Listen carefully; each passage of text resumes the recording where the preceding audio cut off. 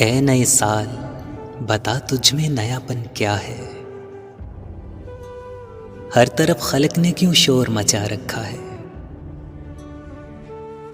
रोशनी दिन की वही, तारों भरी रात वही। आज हमको नजर आती है हर एक बात वही।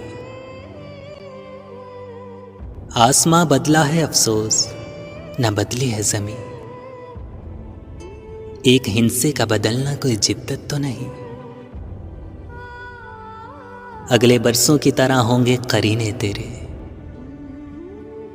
किसे मालूम नहीं 12 महीने तेरे। जनवरी, फरवरी और मार्च में पड़ेगी सर्दी, और अप्रैल, मई और जून में होगी गर्मी। तेरा मन दोहर में कुछ खोएगा, कुछ पाएगा, अपनी मियाद बसर करके चला जाएगा। तू नया है तो दिखा, सुबह नहीं शाम नहीं, वरना इन आंखों ने देखे हैं नए साल कई।